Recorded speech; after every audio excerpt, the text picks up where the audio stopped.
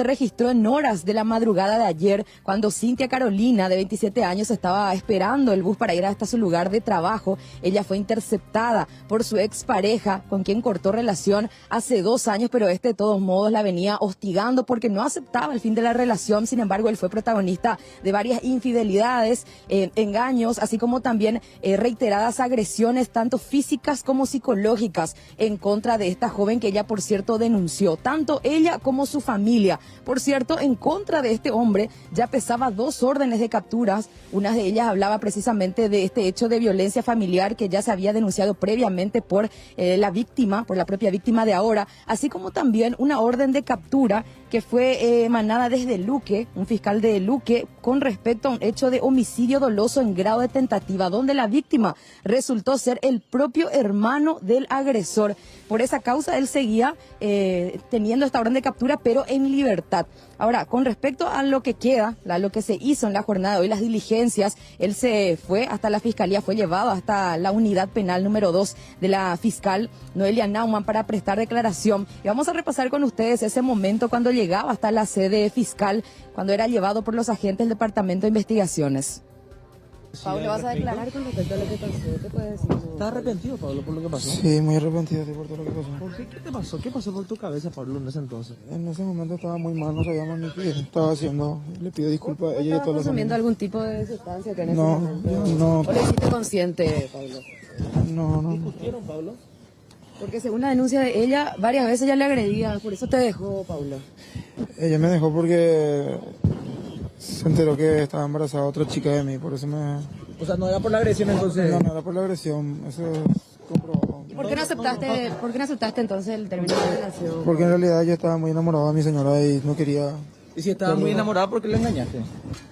Y no Pablo, sé, no sé qué sí, decirte. ahora tenés la oportunidad de hablar para los familiares. Le pido disculpas de todo corazón y estoy muy arrepentido por todo lo que pasó. Así le mataste, Pablo. Ella está muy mal, ¿sabes algo de ella? Según escuché, mis familiares me dijeron que está bien, que ya se está recuperando.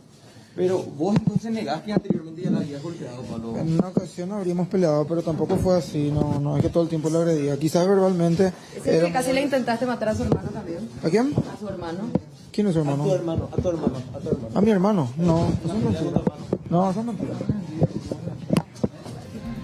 Bueno, escuchábamos una vez más su justificación del por qué supuestamente actuó de esa manera. Le preguntábamos por qué no aceptaba el término de la relación y dijo que él estaba muy enamorado de ella. Imagínense entonces ustedes si es que la odiaba por la forma en cómo se observan estas imágenes, que le genera indignación a cualquiera que las observe. Incluso te genera cierta rabia teniendo en cuenta la manera en cómo la sigue atacando pese a que ella ya sigue inconsciente en el suelo. Imágenes, por cierto, bastante fuertes, pero que de todos modos, si bien son sensibles, de esta vez, una vez más, ayudaron para que se pueda tomar cartas en el asunto de manera inmediata. Si bien, reitero esto, él se presentó ante la unidad de la fiscal Noelia Naumann, él decidió abstenerse aparentemente como recomendación de su abogado. Aún así, no se pudo evitar la imputación atendiendo esta irrefutable evidencia. Vamos a compartir con ustedes lo que decía la agente fiscal que atiende la causa con respecto a las imputaciones.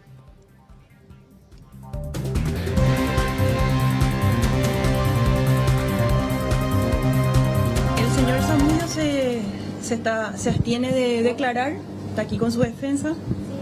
Hablamos de un hecho punible acá, una tentativa de homicidio, sería feminicidio, por la ley 5.777, su artículo 50. Y otro hecho, o sea, y el hecho evidente de violencia familiar en su inciso segundo, ¿verdad?, que engloba la parte de lo que es lesión grave. Entonces, con estos dos hechos estamos calificando preliminarmente la conducta de este señor. Cuando entró la denuncia en la mañana de ayer, a las 10 de la mañana aquí, solicitamos la orden de captura, salió como a las 12:20, nos recepcionaba la gente de la Policía Nacional y bueno, gracias a Dios se dio con él a la noche, ¿verdad?, a las 10 de la noche. Esta otra orden que era también por violencia familiar de la misma víctima, fue hace un mes, desconozco los motivos, no sé, ¿verdad?, pero bueno, y otros antecedentes que tenga ya no es con esta víctima, sino creo que es un familiar de él que fue en la Ciudad de Limpio, no sé si fue a finales del año pasado, que creo que es tentativa de homicidio, o sea que tiene un antecedente de violencia. Solamente con el hecho de violencia familiar ya se pide prisión, sí o sí. Acá tenemos un caso de homicidio, tentativa de homicidio, ¿verdad? En este caso feminicidio, por el artículo 26 del Código Penal, ¿verdad? Que entra como tentativa, que tiene la misma, por ser crimen, la misma penalidad que un hecho concretado. Y de 10 a 30 años. Bueno, y hay que decir, Amalia, Roberto, que acá se dio una situación que normalmente se suele dar en estos tipos de casos cuando las víctimas van a hacer sus denuncias, si es que no están munidas o no tienen el respaldo de estos tipos de imágenes que fueron fundamentales para la actuación inmediata tanto de la policía como de la fiscalía, porque un poco después de lo ocurrido, el hermano fue hasta la comisaría jurisdiccional y relató tal cual como se dieron los hechos, incluso mencionó que ella permaneció tendida en el suelo, inconsciente, que personas tuvieron que auxiliar porque él la agredió hasta tal punto de dejarla en ese estado. Aún así, en ese momento, la investigación se abrió bajo la figura de violencia familiar, hecho que terminó minimizando el procedimiento y la actuación inmediata. Solamente después que trascendieran estas imágenes de circuito cerrado, se actuó en consecuencia e inmediatamente empezó, por decirlo de alguna manera, la policía y tanto la fiscalía a actuar de manera desesperada y buscando a este hombre, quien finalmente lograron encontrar, pero ya en horas de la tarde, y hemos acompañado con nuestros compañeros precisamente ese instante de su detención y donde él hizo su descargo justificando su salvaje actuar. Por cierto, ya hecha la imputación bajo estas figuras mencionadas por la fiscal Noelia Naumann, también el juzgado penal de garantía, específicamente la que atiende la causa, la doctora Elsa Idoyaga, habló acerca de la orden de prisión preventiva para el mismo. Escuchemos la entrevista. Otro caso con otra mujer con quien convivía supuestamente hace 4 meses y la misma manifestó en su declaración que estaba mirando. Yo estuve en la audiencia con el mismo hace un rato. Y ella sufrió maltrato con arma supuestamente que le iba a matar a ella y después él se iba a matar. El Ministerio Público ordenó la detención del mismo en relación a los hechos punibles, pero no se dio cumplimiento a eso. Hay evidencia, está la declaración de la víctima, estoy con el expediente judicial. La misma manifestó de que le llevó con amenaza, le pegó con arma en mano, le llevó hasta Pacaraí, la cantera, le puso el arma en la cabeza, que gatilló, no salió las balas y le trajo otra vez hasta Limpio, en donde le dijo que le iba a matar a toda la familia. La orden fiscal o judicial debe ser cumplida por la Policía Nacional. No se puede dejar estas clases de casos o cualquier hecho punible. La Policía Nacional debe de hacer su trabajo. Lastimosamente tuvo que pasar esto para que se activen los mecanismos de prevención de la Policía Nacional y se le aprenda a esta persona. La primera orden de captura que ordena la Fiscalía es en relación a la pareja extramatrimonial, sí, lo que tenemos en Limpio, y también en relación a su hermano por tentativa de homicidio. El hermano del imputado, del procesado. Él casi le mató a su hermano. ¿A su propio hermano? A su propio hermano. También la jueza nos comentaba acerca de algunos episodios con parejas anteriores, episodios violentos que también ha protagonizado este hombre, que menos mal ahora ya está tras las rejas y por supuesto respondiendo también por otros casos que se le atribuye, que es homicidio doloso en grado de tentativa, donde la víctima resultó ser su propio hermano, y este otro caso de violencia familiar donde también tiene que responder, pero que está en otra unidad fiscal. Ahora, ¿cómo se encuentra Cintia Carolina? Mirando las imágenes uno ya podía deducir que la mujer prácticamente fue asesinada allí en el sitio. Sin embargo, menos mal esto no pasó. Ella se encuentra estable, incluso ya está consciente porque estuvo en coma según la información que manejábamos, pero tiene varias fracturas a la altura de la cabeza. Esto porque se puede ver en las imágenes que la mayoría de los golpes, las patadas que ella recibió fueron a la altura de la cabeza. Fíjense ustedes, son bastante fuertes las imágenes, pero únicamente viendo algo así es que se puede actuar en consecuencia, así como ya les estamos diciendo. Por cierto, fuimos hasta el hospital, el IPS Central. El doctor Oscar Franco, que es el médico interviniente, el médico tratante, habló acerca de su evolución y vamos a repasar con ustedes la entrevista. En primer lugar, y lo más importante, es que esta señora, víctima de esta agresión brutal, se encuentra sin peligro de vida, es decir, ella está relativamente bien para la magnitud de la agresión y lo único que presenta fue estudiada absolutamente todo, como en cualquier politraumatismo. Ella es víctima de un politraumatismo por agresión física y lo único que encontraron después de estudiar todo lo que se hace habitualmente en un politraumatismo, encuentran solamente una fractura del maxilar inferior, es decir, una fractura de la mandíbula.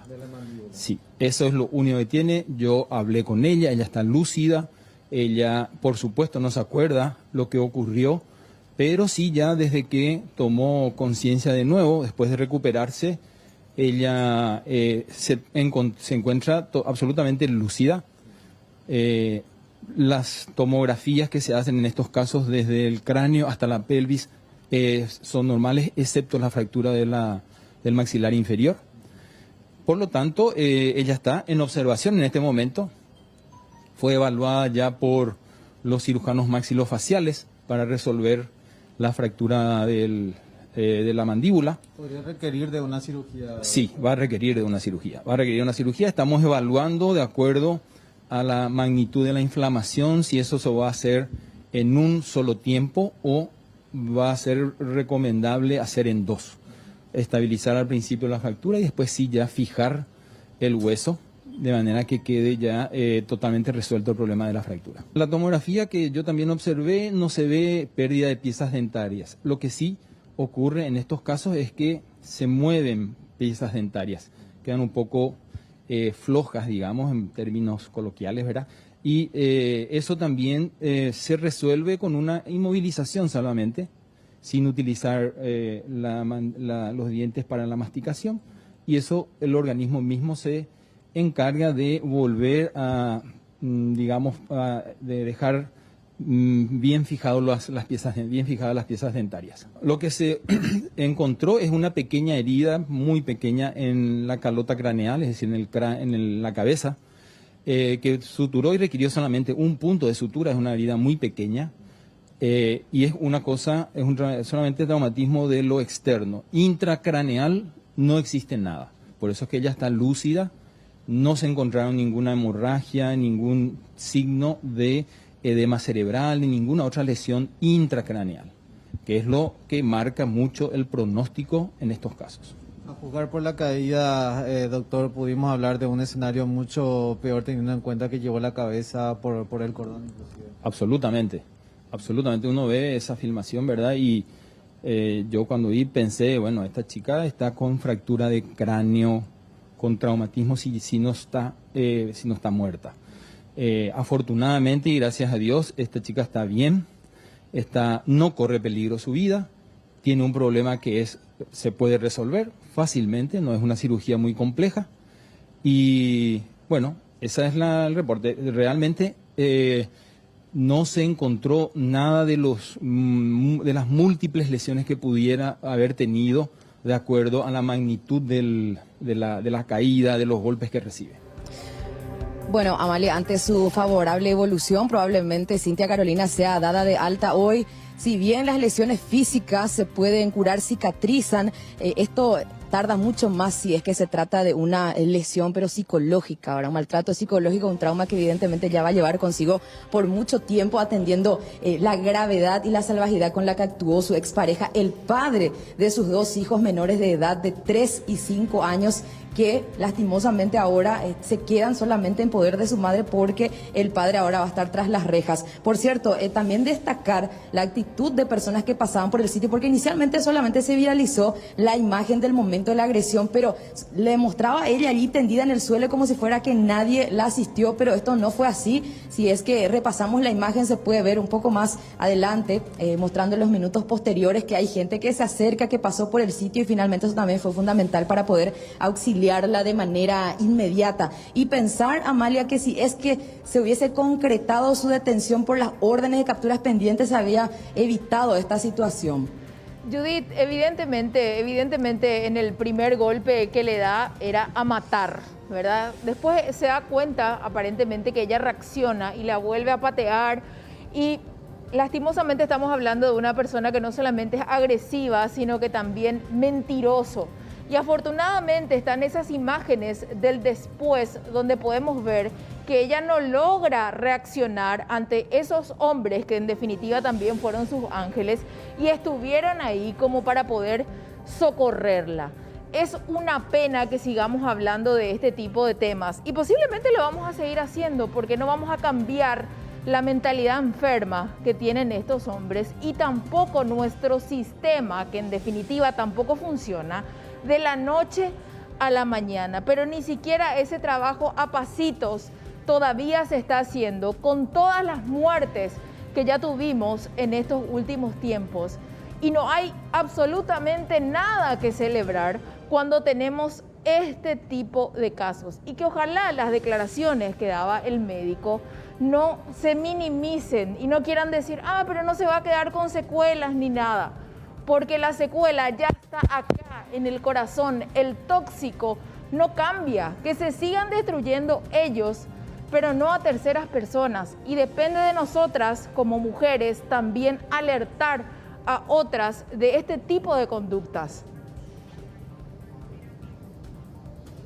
Totalmente de acuerdo, Amalie. Y otra parte también que hay que mejorar es la parte de la actuación de la justicia para estos tipos de situaciones, porque acá no refleja funciona. una vez más la realidad de nuestro país ante estos tipos de situaciones. Acá, si es que casi no te matan, no te dan bola, y eso es lo que una vez más se pudo reflejar en el caso de Cintia Carolina, Amalia. Estaba revisando los archivos y estábamos hablando con Pérez de esto fuera del aire. A ver, en junio del año pasado se aprobó un artículo que modifica la ley de la violencia contra la mujer, donde se aprobaron las tobilleras electrónicas, que de alguna u otra manera van a prevenir. Se probó supuestamente en 5 hombres. ¿Qué pasó después?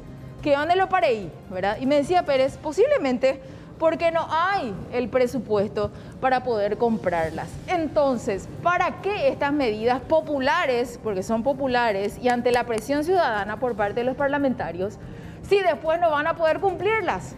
Y posiblemente en unas siguientes elecciones van a salir a prometernos más cosas con respecto a esto a las mujeres. ¿A qué voy?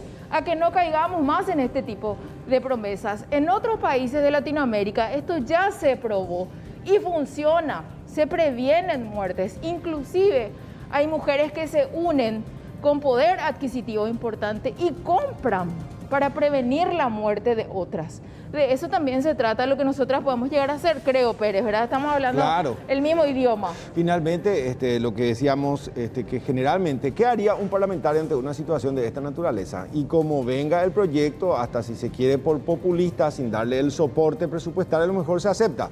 Pero en la realidad no se logra otra vez conseguir ese dinero, entonces todo queda en agua de borraja, en la nada. Sí. Entonces pareciera ser, como dijo Judith, que ante situaciones extremas de esta naturaleza, hoy todo el noticiero le vamos a dedicar. Sí. 15 días después, cuando muera o cuando se dé otra vez, vamos a volver, pero también se trata de seguir insistiendo, porque evidentemente que venimos enfermos como sociedad, primero por los violentos y segundo, por la indolencia de aquel ciudadano que finalmente no hace nada ante situaciones de esta naturaleza. Judith, gracias por este contacto completísimo. Realmente tuvimos todas las aristas de este caso. Y para la gente que también nos critica e insiste, ¿por qué se muestran las imágenes? Porque es la realidad, señora, es la realidad de una mujer como vos que posiblemente está siendo maltratada ahora mismo. Y no insistimos mucho con la identidad de ella por resguardarla también, porque nos falta después el que dice, no, es la que tuvo problemas, no. Mejor no, ya sea por trabajo, porque estamos hablando de una mamá que tiene 2 hijos pequeños, uno de 3 y otro de 5 años. Eso para la gente que nos comenta y nos dice a través de las redes también por qué muestran tantas veces el video.